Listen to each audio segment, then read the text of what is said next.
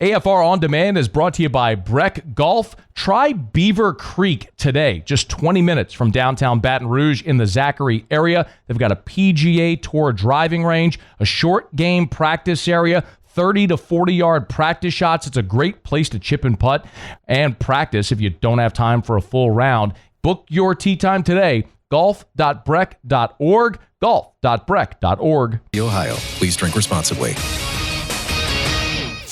Matt Moscona. I'm very important. After further review. Say it one more time. After further review with Matt Moscona. And here we go. Live from the Mercedes-Benz of Baton Rouge studio. Let's ride!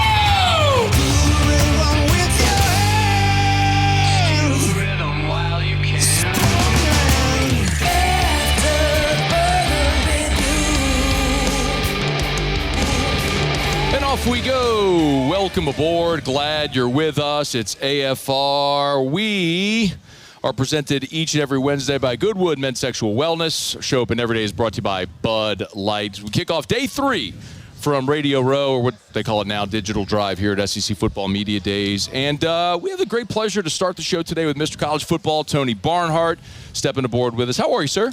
It is all good, guys. I can't believe we're at the end of day 3. Oh, my goodness. Just when we get comfortable, then they kick us out. Then absolutely. They move on. But we know football is coming now. So that's the great thing coming out of these meetings. And I know Saturday when I'm in the Publix buying stuff for Mrs. Barnhart, somebody's going to come up to me and says, "Man, you guys must have had a blast at SEC Media Days." I said, "We always do." So what you've been coming to this for as long as I've had the event, I would presume? 1989 was my first one.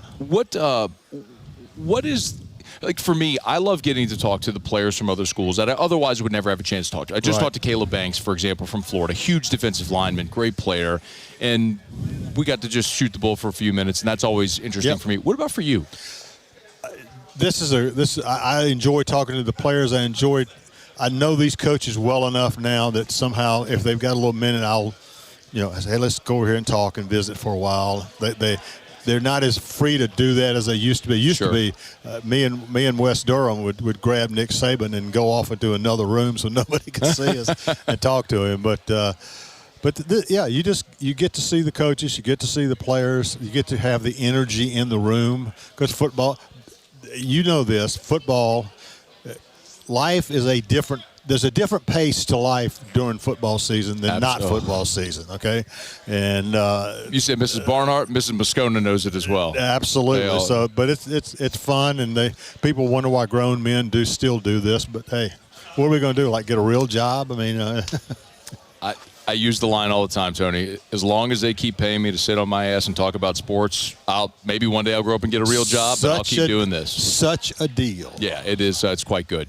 I know you're always here with on behalf of the Dodd Trophy. Would love to talk about that a little bit. I also when I think about you and your career, I just think of what season is this going to be for you covering college football? This is number 50. Okay, so I mean, a half a century. Like the things you've seen. Like if I asked you a game, a memory, something LSU that first comes to mind, be in Tiger Stadium and Coach, what's the first thing that you think? LSU, Florida, 2007. Incredible day when Les Miles went for it. Went 5 times, went on 4th down for it, went 5 for 5. Yeah. Jacob Hester and I have had a lot of conversations about that's the book that I'm doing. The LSU chapter, I'm doing a book where I have an essay on each of the 16 SEC venues and my favorite memory from that. And that game was absolutely incredible. What I will never forget, talking to the Louisiana State trooper, the stadium was full. I said, there's probably 100,000 people inside the stadium. How many people are outside? I said, our count is 45,000. So that was an incredible year. LSU won the game. And then went on to stumble, and then went on to become the first team to win a national championship with 2 losses. I mean, so that's my first LSU memory always. Our morning show is Jacob Hester and Matt Flynn. They sit in these 2 chairs, so they will love to know that that's the first thing that comes to your mind. What's the book going to be called? The working title of the book is going to be published by the University of Georgia Press. Okay. They did my last book. Mr. College Football, 50 years of SEC memories. Okay. And that's the working title, and they're happy with it, and I'm happy with it. Do we have a potential release date? Well, I have sketched out how I want the book to go, but I'm spending this season going to as many campuses as I can get to to add more memories. And then when the national championship game is over, I will jump back with feet. I hope to have the manuscript to them by April, and maybe we can get it out towards the end of the year. You know, Tony, and Tony Barnhart's our guest. One of the things that, I could ask you about Arch Manning and all this stuff, but you're a guy who's covered the SEC for 50 years. I'd rather sit here and listen to you tell me stories. I mean, if I asked you, maybe what was one, not that you're on a book tour, we can have these conversations later, but what was one that was maybe harder to come up with than others? Oh, I think, well, let's see, Vanderbilt. But I was at Vanderbilt in 1975 as a student when Georgia ran what we call the shoestring play against Vanderbilt, and ended up winning the game. It's funny. It's a funny memory. And then later on in the year, Georgia tried that same play in a bowl game against Arkansas, and it didn't work. It blew up in their face. But that was a little bit harder to come by. But the rest of them just sort of lend it to themselves. I mean, it's clear.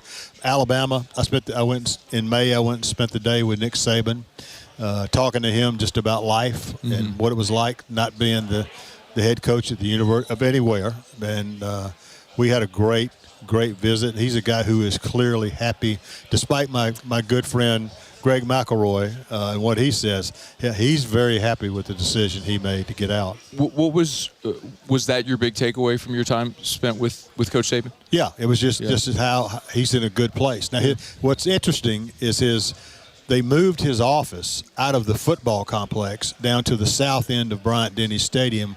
That's the development part, which is a fancy word for that's the fundraising part. And so you walk through to get to Coach Saban's office. You walk through a meeting area, and there's portrait after painted portrait of couples and brothers and individuals that belong to the Bryant Foundation. Now you may ask, what do you need to do to be in the Bryant Foundation? Well, Tony, what do you need to do to be in the Bryant Foundation? You must give a total contribution in your lifetime of $1 million. Okay. And if you do that, you're in the Bryant Foundation. And there was a lot of people on the wall been given $1 million. It is intimidating. And he walked straight through that and into Coach Saban's office where they moved everything out of his other office, but he kept his desk. And his desk, let's put it this way, I showed the desk to a friend of mine. He says, I've seen boats smaller than that, okay? So it was, and think of it, people don't know about Nick Saban. He has got an incredibly dry sense of humor, and he is actually funny. But I've known him long enough that he can kind of relax around me. But that's the Alabama entry, what that's all about. That's probably, I think some of that dry sense of humor you alluded to has come through a little bit with his job on College Game Day. Yes. I think that is very humanizing. Well, and that was the other thing he said. I said, you love being on College Game Day. He said, yeah, because it gives me, I'm about preparation. I've been preparing for games all of my life, and this scratches that itch. I can still prepare. And, oh, by the way, you talk to the game day people, nobody prepares like this dude. I mean, he knows. He just knows what's going on, and I love it because he cracks up the boys, because he'll draw something out there that you didn't expect. Sure. And sometimes it's a little racy, and he'll drop it out there, and I can see Herb Street like falling out of his chair because he didn't see it coming. So, no, it's every conference school. It's about my favorite memory of being there over here. Tennessee. I was on the way to Tennessee working for College Game Day on 9/11 when the towers. And I was supposed to shoot video for College Game Day because it was Florida-Tennessee week. Sure. And as soon as the second plane hit the tower, that's when we knew That's when we knew we were under attack. I'm calling Bristol. I said, guys, I'm halfway to Knoxville. I'm going to keep going because that's where the story is going to be, is what's going on in these venues where they're supposed to play football. Right. And I interviewed a guy by the name of Will Overstreet, who's a great defensive end for Tennessee. He shows up in his practice gear with a cell phone in his hand. His sister Leah works in Washington, D.C., and he cannot find her. And he's just scared to death. He ended up, I told him, I said, Will, you don't have to do this. This is not that important. He said, no, I want to do it. And I said, well, if that phone rings, you get up and go, no questions asked. He finally got a hold of Leah about 5 o'clock that afternoon, but I will never forget the sight of this big, big football player worried about his little sister holding the cell phone, waiting for it to ring. Yeah. Tony Barnhart, Mr. College Football. I'm so glad I asked you that question that led us down this path. But I know you're here to talk about the Dodd Trophy. We get the chance to do that every year. So fill us in on what's happening this year. This year with the Dodd Trophy? Yes, sir. We just got back, and one of the things that makes the Dodd Trophy unique, we've talked about this, is that when we present the Dodd Trophy to the winning coach, we don't have a banquet in Atlanta and ask him to come to Atlanta and we give it to him then. We sent a 15-person delegation to South Bend, Indiana, where we honored Coach Marcus Freeman, and that was really neat. Marcus Freeman sort of represents the kind of coach that we take, not only winning on the field, but scholarship, leadership, integrity, all those things, because we have all these metrics that we put together, and we were really pleased with the choice of Coach Marcus Freeman. And so this year, we've already released the watch list, and it's all the usual suspects are there. And every week we will have a Bobby Dodd Coach of the Week for a coach who had a big win.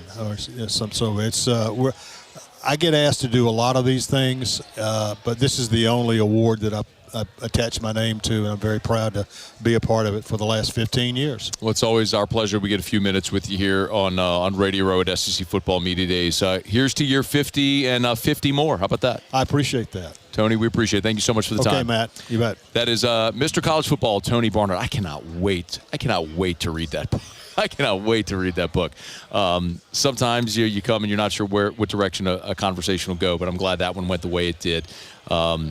We'll have to let Hester and Flynn know what he said, although I have a feeling Jake may already know that. All right, it's After Further Review, presented by Goodwood Men's Sexual Wellness. We are here at Media Row. Our coverage all week is presented by Parrish Construction and Roofing. Remember, just a couple more days, Friday, we're giving away $10,000 cash to enter. Go to parishbuilt.com, parishbuilt.com. We're also brought to you by Relief Windows, windows, door siding. They do shutters as well, and Rev. Remember, Rev Business, let's rev.biz. It's After Further Review. We'll knock out a quick break. We will come back and continue. I mean, we are loaded. We are loaded up today here from Radio Row, and we will continue next on AFR. After Further Review. Man, I love telling you about Action Industries, a proud partner of LSU Athletics. Of course, Chuck and all of our friends over at Action Industries, as a proud partner of LSU Athletics, they are helping invest in LSU's success on the field, on the court, on the diamond, all baseball season long with the national champions. Every mound visit all season long was presented by Action Industries. So if you were listening to the radio broadcast or you're at the box, you heard it plenty. But our friends over at Action Industries, they've done incredible work for as long as I've been alive. They opened up shop back in 1982, 43 years, and they've done an amazing job of continuing to grow and expand while maintaining an exemplary safety record. You know as well as I do, you do not get hired to do work inside the fence if you don't have an exemplary safety record. They beat the industry standard, and they do awesome work, which is why they've been able to rely on repeat business year after year after year. It's Action Industries. Check them out online. Action Industries, a proud partner of LSU Athletics. After Further Review, presented by Goodwood Men's Sexual Wellness. Visit yourgoodwood.com. Live from the 2025 SEC Football Media Days, powered by Parrish Construction and Roofing. Enter now for your chance to win $10,000 cash at parishbuilt.com. Our coverage is also presented by Rev and Relief Windows.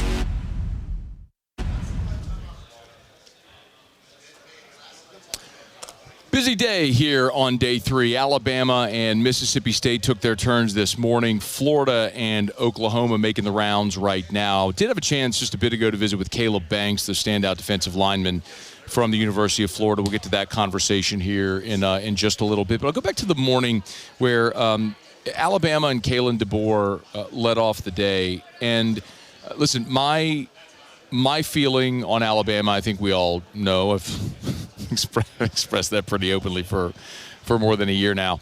But it was interesting because Kalen DeBoer, by almost any other standard, had a nice first year at Alabama. He won 9 games. They were a hair away from a playoff appearance. And by almost any other standard, that's great, a great first year. But it's not at Alabama. And so how do you to meet that standard? And it's one of the things when Kalen DeBoer was meeting with reporters today, as he opened up his remarks, he talked about the themes of his second year in Tuscaloosa, which are pretty clear what those expectations are.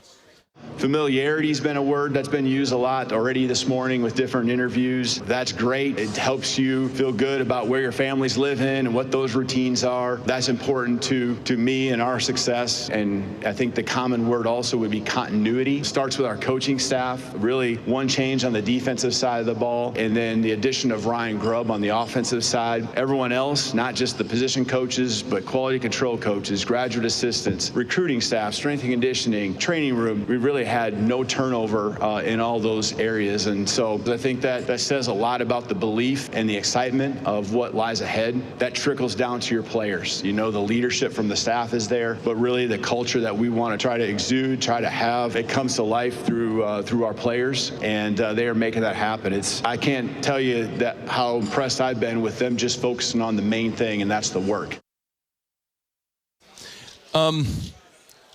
It feels like a good bit of coach speak there, but what they certainly have returning is talent on defense. They return 13 starters, Alabama does, 6 on the offensive side, 7 on the defensive side.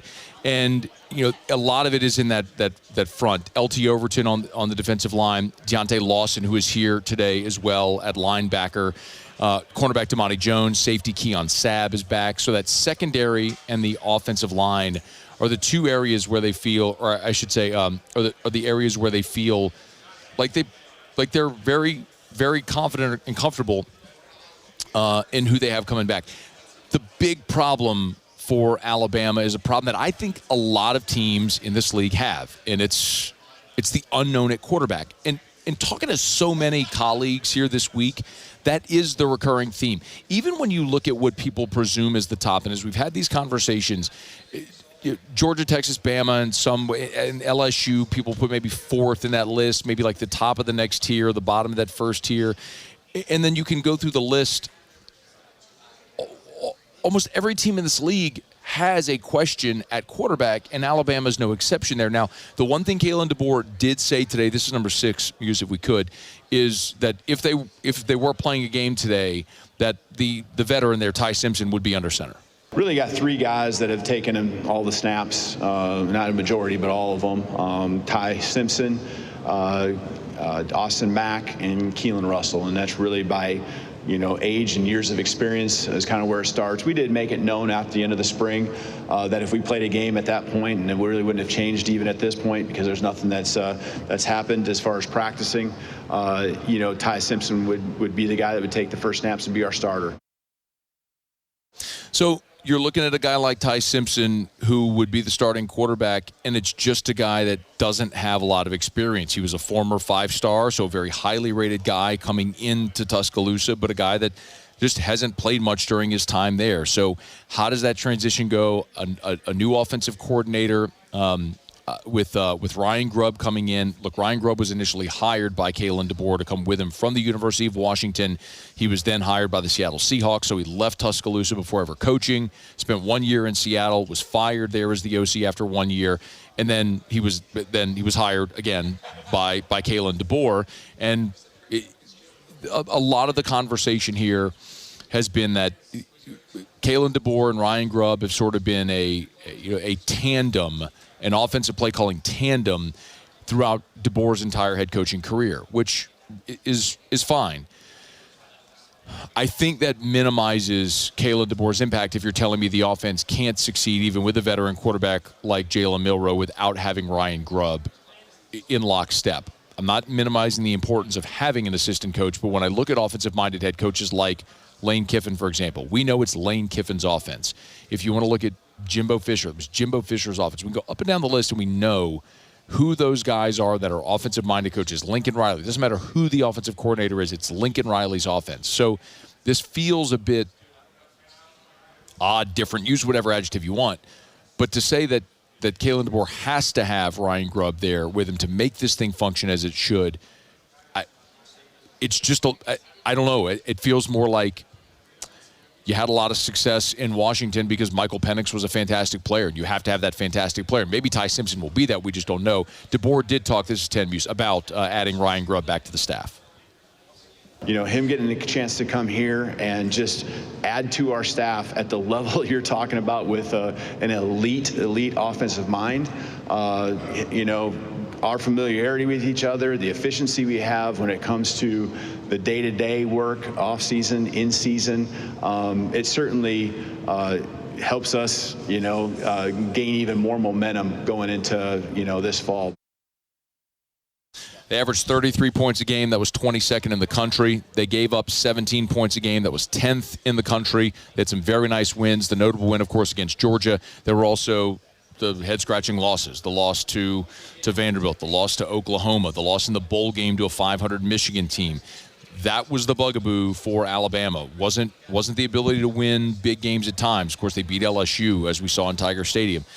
It was the head-scratching losses, and that's kind of been, actually Chris Marler has a really nice piece up at LouisianaSports.net right now about Kalen DeBoer, how he's had the marquee wins, the top 25 wins. What has also followed him everywhere he's been have been these head-scratching losses. I believe it might be actually at the top of the homepage. If you go to LouisianaSports.net, you can read it right now. It's under the latest stories, and I want to get you the exact number that he wrote, but Kalen DeBoer in his time is 50 as a head coach is 15-3 against top 25 teams. That's the best winning percentage of any active coach in the country. He's 6-0 against Sarkisian, Lanning, and Kirby Smart. His 13 losses as a head coach in the FBS level, 10 of the 13 have come to unranked teams. 10 have come when his team was favored. 5, half of those losses were when he was a double-digit favorite. So it's something, while yes, the marquee wins have followed Kalen DeBoer, the head-scratching losses have been part of his tenure as a head coach as well. So something to follow as Alabama moves this season. I'm fully expecting there are a lot of people this week that are going to pick Texas, Georgia, Bama, 1, 2, 3 in whatever order, and probably LSU 4th. I'm projecting how it's going to come on Friday when we get the final results of the preseason projections. I struggle to get there with Bama when you talk about the turnover at quarterback, the head-scratching losses a year ago. You just aren't the Nick Saban Alabama that you were. And I think expecting 9-3 seasons is probably going to be the norm for a team like Alabama moving forward. You look at the schedule. They open up at Florida State. That's not a neutral site. That's in Tallahassee. Florida State was 2-10 a year ago. That's a game Alabama's going to be favored on the road. Then they get ULM, Wisconsin, so they should be 3-0. But then they go to Georgia, and it's a really tough game to win.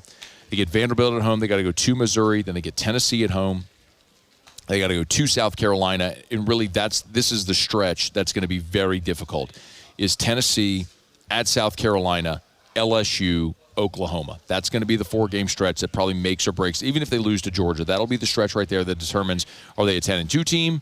Are they a 9-3 team? Are they a playoff team? Or are they on the outside looking in again here in year 2 under Kalen DeBoer? As Alabama, again, was here this morning, and a lot of expectation, as there is always in Tuscaloosa. But 9-3 is not the type of thing that's going to get it done in Tuscaloosa. We'll see if Kalen DeBoer in year 2 can step up, but y'all know how I feel about it. All right, it's After Further Review. We're glad to have you hanging out with us here from Radio Row. Our Hump Day shows here were brought to you by Parish Restoration, parishrestoration.com. We tell you every day, kill mold, remove odor. It's a patented non-toxic dry fog treatment over at Parish Restoration. So check them out online to get your free estimate. They'll come out. It doesn't matter if it's your home, if it's a commercial building, if it's your vehicle, if you have odor from sweat or pets or smoke. If you got to get rid of that odor, Parish Restoration can help. Or if you need remediation work after you get water intrusion with bad weather, call Parish Restoration. Go to parishrestoration.com, parishrestoration.com. All right, y'all, it is After Further Review. We're here at Media Row from SEC Football Media Days. When we come back, had a chance earlier today to visit with our buddy Chuck Oliver, the king of college football, who you hear following After Further Review every single weekday. Our visit with Chuck Oliver is next here. So stick around with us on day 3 of AFR from SEC Football Media Days. After Further Review. Our title sponsor every single hump day is Goodwood Men's Sexual Wellness. Visit yourgoodwood.com, yourgoodwood.com. Yes, they do ED treatments. If you struggle with ED, they can help. It's not just pills. They have plenty of different types of treatments that can help you with that. But it's so much more than just ED treatments. At Goodwood Men's Sexual Wellness, their objective is helping all men live a life full of vitality, regaining your youthful feeling, whatever you might be dealing with. Maybe it's hormone therapy, which can help you burn fat, build muscle, increase libido, have better energy levels, mental clarity. Maybe it's something like BPC 157, body protection compound 157. It has been known, ask about it, to help with recovery from injuries and things like that. There's NAD plus therapy to increase cellular optimization. Learn more, yourgoodwood.com. After Further Review, presented by Goodwood Men's Sexual Wellness. Visit yourgoodwood.com. Live from the 2025 SEC Football Media Days, powered by Parish Construction and Roofing. Enter now for your chance to win $10,000 cash at parishbuilt.com. Our coverage is also presented by Rev and Relief Windows.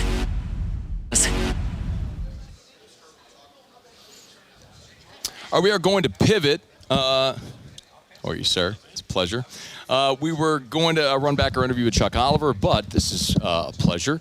Normally, we talk to Jim Nagy with the title of the Executive Director of the Senior Bowl. Now he's the General Manager of Oklahoma football, and the Sooners are taking their turn right now. And I like the jacket, by the way. Thanks, man. I own nothing with red in it before I got this job. So, I had to pick something up. This is a really good look. Thanks, dude.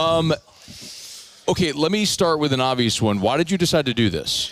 I wasn't planning on it. It wasn't great timing. I took the Senior Bowl job. I left the NFL for the Senior Bowl because my son was in 9th grade and he was getting ready to play all his high school sports, and I didn't want to miss him. So the Senior Bowl job came open. I'm like, man, I got to go for that. Left the Seahawks. And then, so I wasn't looking. Now my daughter's going to be a junior in high school, so that's not ideal timing. But again, I interviewed for the Jets GM job in December, and I must have done such a great job that I'm sitting here with you guys. So I knocked that one out of the park. And then I had some other schools reach out, and when I went on the interview with OU and just meeting with the leadership there and Coach Venables, it just seemed like the right fit, Why? the right time. One, if I was going to do it, I never had the ambition to work in college football because in the former version of college football when it was just recruiting, but now that there's like player evaluation and cap and everything, like just. It's a lot more appealing. So I wasn't really looking to leave. Wanted to get my daughter through, but if I was going to do it, I wanted to go somewhere where you could win at the highest level. Like at LSU, obviously you can win at the highest level. You go to the Switzer Center and you walk in the front door, and there's 7 national championship trophies and 7 Heisman trophies. So I'm like, you can do it. If it's been done before, you can do it again. Certainly the SEC is a harder league than the Big 12. There's no doubt about it. But no, we had the right people in place, the right infrastructure, right support from the top down. So let's do it. Player evaluation and cap was an appeal. Yeah, man. Because most coaches would look who get out. Most people are getting out of college look at that as that's the reason. That's not what it was. Well, it's my skill set, so that's what I do. So I'm 51 years old right now. I'm not like going to be the lead recruiter. So I want to know where I can fit. But, this is a new structure. And I'll give Oklahoma a lot of credit. That's the reason, the buy-in to what we bring. They gave me a budget. I hired 9 guys. We've got a 10-person scouting staff. For the entirety of college football, position coaches have kind of dictated everything at their position. They recruit who they want to recruit. They sign who they, want to, with the head coach. They sign who they want to sign. So this is going to be a little different. Do we want our coaches involved? 1,000%. Do we care what they think? 1,000%. But when we had guys on visits, where I think our department makes sense and we can be a game changer is rather than a school like LSU or Oklahoma, you got to be a really good high school player to play in the SEC, right? Sure. So those coaches spend a lot of time watching guys that will never be good enough to play at LSU and Oklahoma, right? So to me, just a lot of wasted time. So if you just boil it down, we are trimming a ton of fat. Just from a manpower standpoint, they're only going to be looking at good football players. And from that point on, now they're going to be the lead recruiter. They're going to have full autonomy. If they go out to the school and they watch practice, they talk to the coach, they talk to people at the school, and they're like, Jim, this isn't our kind of guy. Well, good, we're off. We're moving on, right? So they're the coaches, this is really going to be collaborative. They're going to have a ton of input on the way things are done. But the starting point of the evals and who we're starting to get going on is going to be, with the scouting department. We have, you're managing, you talked about the budget for your staff, your scouting staff, but it's also now the budget of whatever percentage of that $20.5 million in revenue share. Yep. Is part of your role, Jim, as well, balancing that budget? Well, 1,000%. Yeah, no, that's a huge part of it, and that's really been the hardest part of the job. I tried to come in with my eyes wide open, but I'll say it this way: in the NFL, I've talked to a lot of my friends that are GMs in the NFL, and they ask about what I'm doing right now. I tell them, when you go into free agency and you need a third receiver, you know what the range is on a third receiver in the marketplace. Right now, when agents call and they're like, well, where's the starting rev share number? Where are you guys at?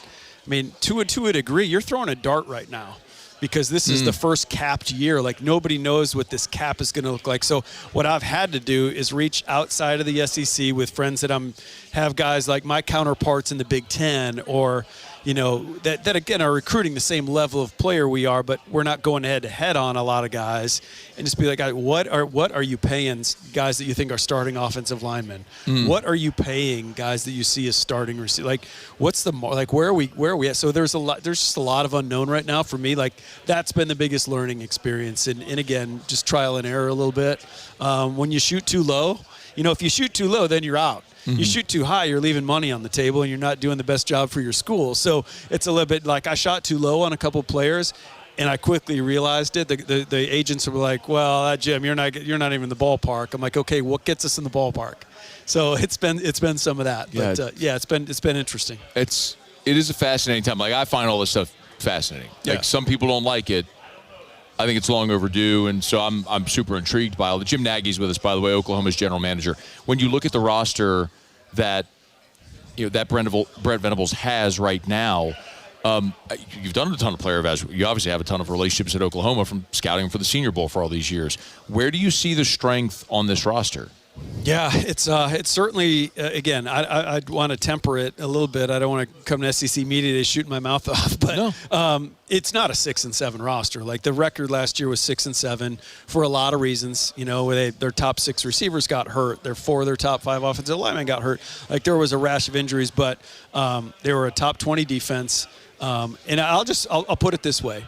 So in the last month, summertime scouting in the NFL, this is when all the NFL scouts are getting ready for next year. So they're doing all the 2024 tape over the summer. I can't tell you how many of my friends from around the league have called and been like, man, you guys got some dudes next year. And again, some of them we've gotten in the portal. John Mateer, who you guys may have, he's been walking around here today. And Jaden Ott, a big running back we signed from Cal, who, had he stayed healthy last year, would probably be starting on Sundays in the NFL this year. At least that's what I think of Jaden Ott. That's why we aggressively went after him. So we've got it. We've got a good team. I hope we stay healthy. Really hard league, obviously. People have said we've got the hardest schedule in football. I know LSU. We all have kind of the same schedule. So it's going to be challenging, but I do like where we're at. And again, coming off a season with the record that we had, you might think chemistry might not be great, culture might not be great.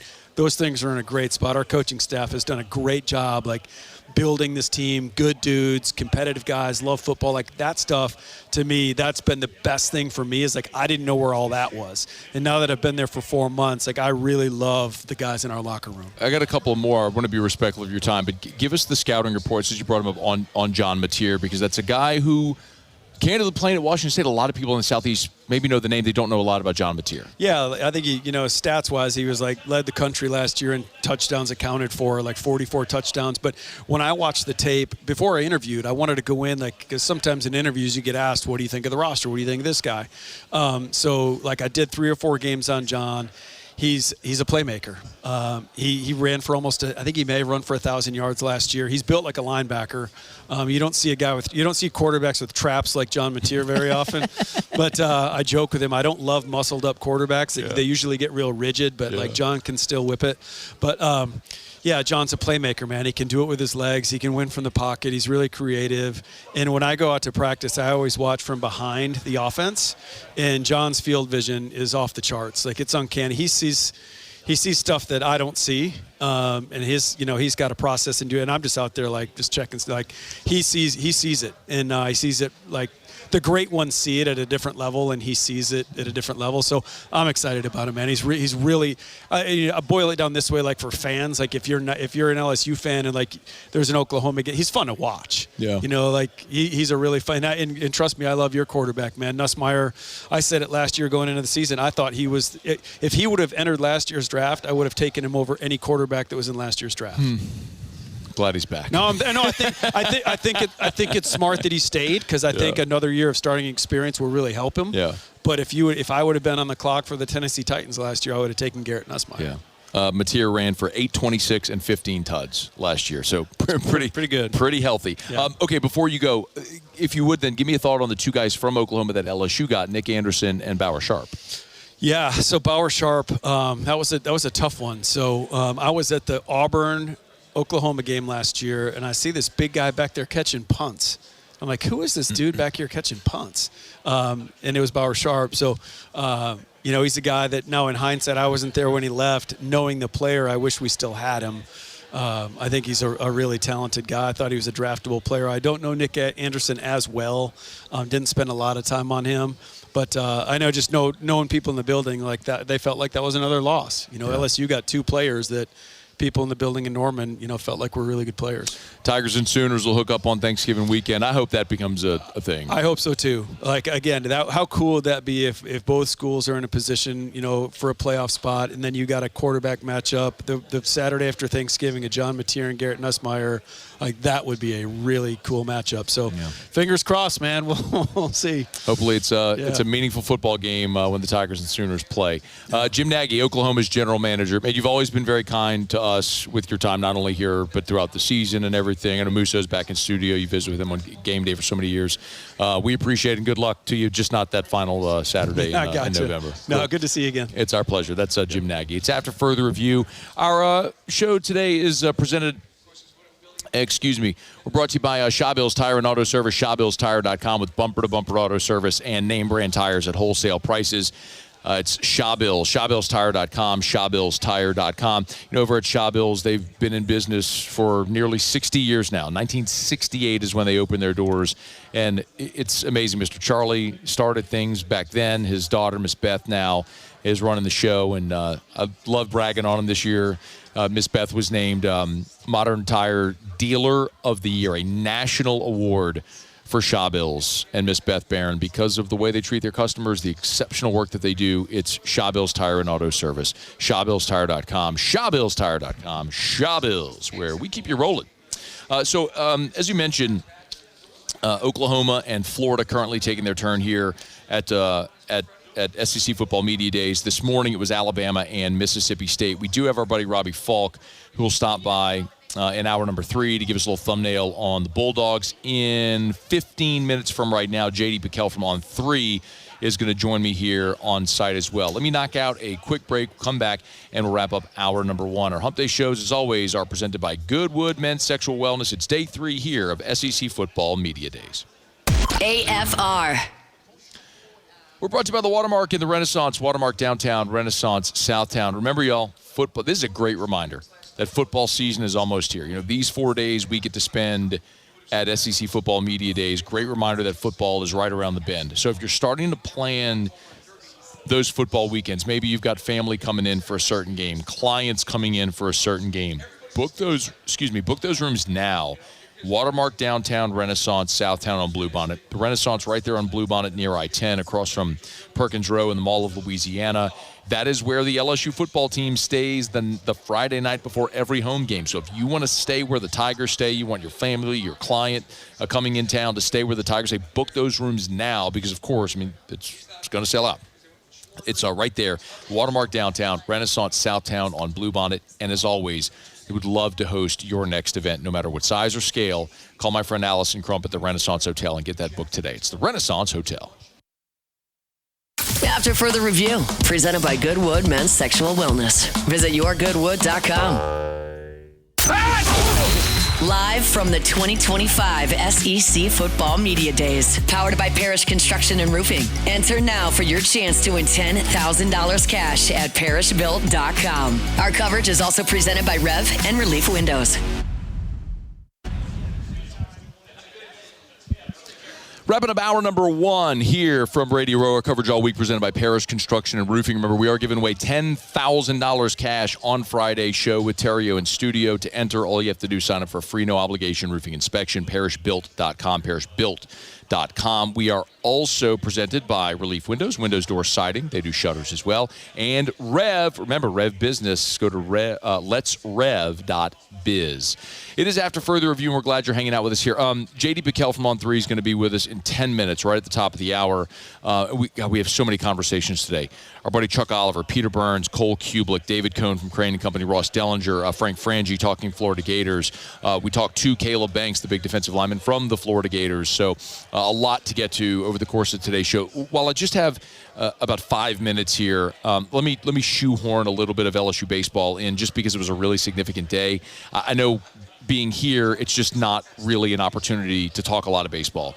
But the draft happened, and as a result of the draft and losing both Bear Jones and Ethan Fry, LSU had a power void in their lineup. I know I mentioned it, and I'm happy to say it again, but LSU made what I was told was the biggest NIL offer they had made yet in baseball to keep Ethan Fry. And so part of that is just circumstance and how much money you have and escalating deals and all that sort of stuff. But it was also certainly need. And losing Bear Jones, you wanted a guy like Fry to come back, to have a 20, 25 homer power bat in the middle of your lineup. And the guy hit over 300 this past year. Well, with Ethan Fry taking the deal from the Houston Astros, that was a big surprise. And while LSU has guys capable of running the ball out of the yard, I mean, think of it. Jones hit 22, Fry hit 13, Dickinson hit 12. They're all gone. Now, Milam hit 11. He's back. Jake Brown hit 8. He's back, but if he gets 250 at-bats, he'd be a double-digit homer guy. Curiel hit 7. He could certainly bump that number up. Tanner Reeves getting 200 bats. You could see a little bit of a power stroke. You do have Braden Simpson you brought in from High Point, who hit 22 this past year, but that's High Point. It's not the SEC. Does it actually translate? So Jay Johnson had to go find power bats, guys that were capable of running 20 balls out of the yard over the course of a season to stick in the middle of the lineup, and he added 2 of them. Zach York is one that he added, and Zach York is a huge dude. This is a 300-pound first baseman out of Grand Canyon who hit 328 this past season, and over his 3 seasons, he's clubbed 32 homers, 13 this past year. So you're talking about a guy in Zach York, who is a big power bat from the left side. And then, as we were finishing yesterday, Oregon State transfer Trent Caraway also committed to LSU in the transfer portal. He's a guy with 5 homers in the Corvallis Regional. He won the regional MVP. That's very likely going to be your starting third baseman. I know Braden Simpson coming in from High Point was a third baseman, but what this means now is you've got multiple transfers that are going to be competing for spots on the infield, however it may translate. And it gives Jay Johnson options for guys that can add power. If it's York, if it's Caraway, if it's Simpson, remember you added Seth Dardar as well from Kansas State. So all those guys you've added, you're hoping some combination of them will work for your first base, third base, DH. What we know is Stephen Milam is going to play shortstop, and the expectation is that Tanner Reeves is going to be the second baseman. But in adding a guy like Caraway, adding York, who could very well be your first baseman. Remember, you still have Eddie Yaman hanging around as well. So you have bats, you have options, you have potential. What you don't have is a proven guy that can go out there and hit 20 bombs for you. So that's kind of where they are right now, but some huge adds with big upside. And then another one we talked about last week that had been a silent commit is now a public commit, and that's Kansas righty Cooper Moore. This is a guy who very likely could be your number 2 or 3 in this lineup. Worked 88 and 2/3 innings, struck out 85, walked just 19. He's a strike thrower at a sub-4 ERA. He is a starter. He is a starter in your rotation. So Jay Johnson, every year he's been here, he has added starting pitching via the transfer portal, like he did this past year with Anthony Ianson and Devin Sheeran. Of course, Sheeran's coming back off of injury. You could look to Skeens and Hurd or Holman and Jump. They've added Cooper Moore, the righty from Kansas, who is a starting caliber pitcher and very likely will find himself somewhere in LSU's rotation in 2026, but a long way to go until we get there. All right, it's after further review. We will get back on track talking football here from SEC Football Media Days. We're glad to have you hanging out with us here. When we come back, J.D. Piquel from On 3 is going to join us, and I'm excited to talk to J.D. because J.D. Piquel has I don't know if he's been driving the LSU bus among the national sports talkers, but if he ain't been driving the bus, he's like in the front seat. So I want to know what he sees in this LSU team to be so high on, and we'll do that as we continue here with J.D. Piquel to start off hour number 2 from Radio Row at SC Football Media Days. AFR.